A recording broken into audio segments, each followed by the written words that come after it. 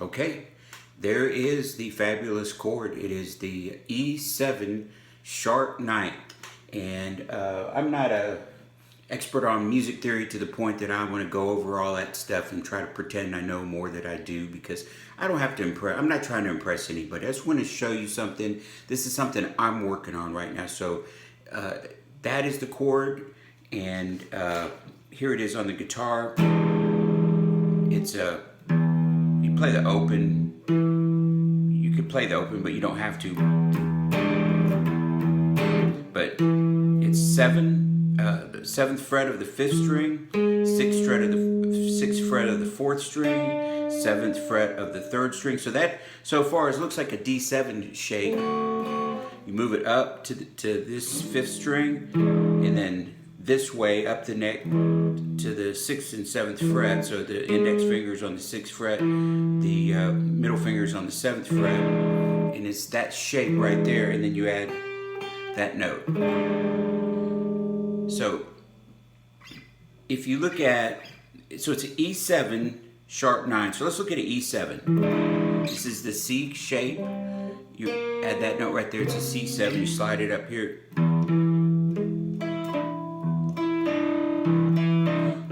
That's that E7. And then instead, so those are the notes. We're playing them with these fingers. And then we're playing this one instead of that one, which is, that's the root note. We're not playing that. We already got the root right there, so it's still a complete chord, but we're playing a G note. So what we're going to do is look at other places where you can take an E7 and add this G note to it. That's kind of what I want to get at here. It's other voicings for this chord. So if you're going to use this chord, you know, maybe playing kind of a funked up type of blues, or you know, something like that, you're not just strumming the one chord, this one chord in particular. You have other voicings, and you're actually playing some riffs using chords. So now let's take a look at this. So here's the E chord right here. Here's the E7. So it's just a regular power chord shape, but we're playing in the open position. The E. Add this D note. That's the E7. Well, we're going to add, remember here, we're adding the G note. That's the sharp ninth. But we're just looking at it, you can tell that's what we're doing. We're adding a G note to it. So this is the G note. So you can play those two. So on the bottom 4 strings, I'm going to play it like this just to play it clean.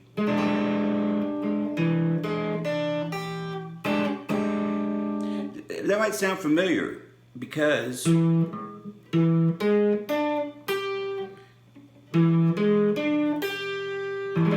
the exact same notes. It's just, and so if you heard Stevie Ray playing Scuttlebutt,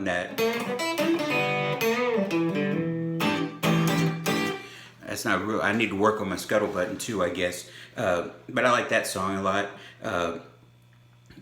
That's the same chord. So Jimi Hendrix used that chord, and he had riffs to go along with it. Stevie Ray did. It's a good exercise. See what you can come up with on your own. But now let's look at the. So we got this voicing right here, and if you go up a whole octave here, you play your middle finger on the 12th fret, index finger on the 13th, and then play the 15th fret on the 2nd and 1st strings with your 3rd finger. So it's 14, 13, 15, 15.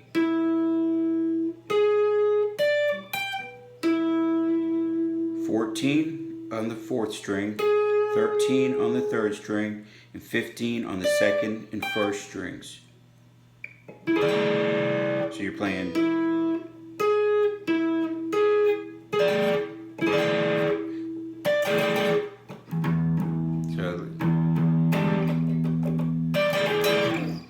Kind of got a little bit of a funk sound to it. I'm not a funk expert, but this is what I'm working on, this to kind of something to do. Maybe I'll use it sometime. And so we got that. That's a good voicing right there. It's the same one as here, but it's just higher up. I could play it cleaner here, but I can play this one. I just changed it.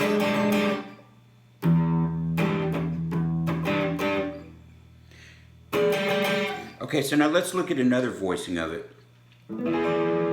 This is an E7 here. It's like an A7. Down here, where you play these three strings on the second fret, and then you play this note down here. So here, we're moving the whole thing up to the 9th, and then this 10th fret. So you bar that, bar the 9th, and then play the bottom 4 strings, the highest, and then play that one right there. Okay, so now we're going to add the G note. That's what we're doing. We're going to add a G note. And here's a G note right here. It's actually the same G note we were... So let's listen to it. It sounds terrible. It sounds awful. If you have a avant-garde jazz band and you're really wanting to get way out there, you might want to use this chord, this voicing. And I may come see your band, I may not though. We'll see. So that doesn't work just by listening to it. You know, sounds terrible. Okay, so let's look at something else.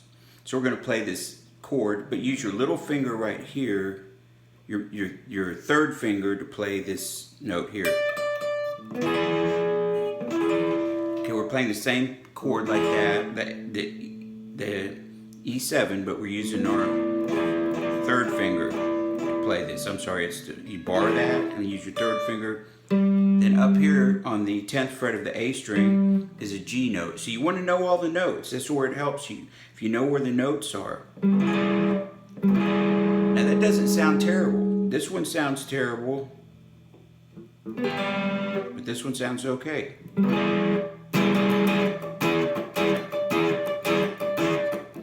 So,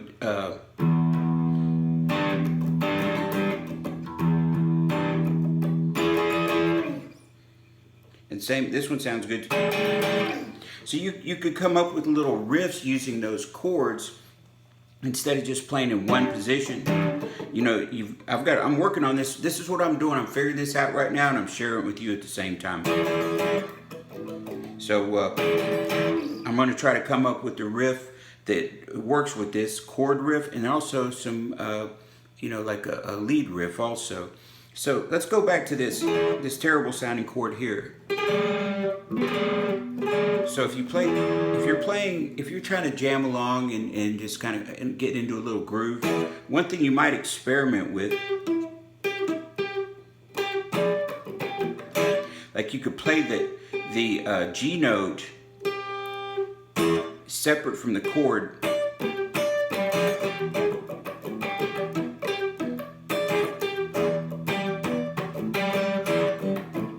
And then,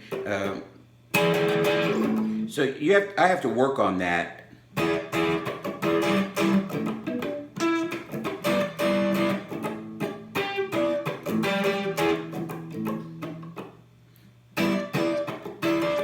I just learned this actually. This one, I just figured this out just a little earlier, a little while ago. So I still don't have these shapes down really well in my as far as switching back and forth. But so that's kind of the idea, and it isn't just to spoon feed you this, it's to show you the process that I'm going through to figure out other voicings for the E7 sharp 9, which is a Jimi Hendrix chord. So we got this standard one that I showed you in the beginning. Then you know the same thing down here with the E chord, E7, you just add the G note. And then here on the 9th fret, it's 10 on the 5th string, 10, then 9, 9, This one sounds pretty good. And then here, it doesn't sound good when you add that G note there, but you can interchange playing a seventh and the, you know, if you're those chords, you can kind of substitute them a little bit. So, but you could play that G note, and then this one up here was the other one.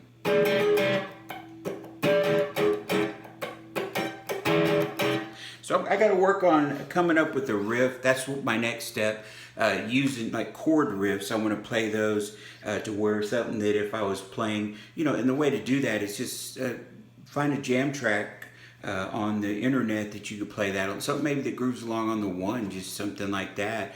It may be you know, put funk or R&B, you know, that stays on the one. Just there's something out there, and you can experiment with that. So that's the lesson, and I hope you get something out of it.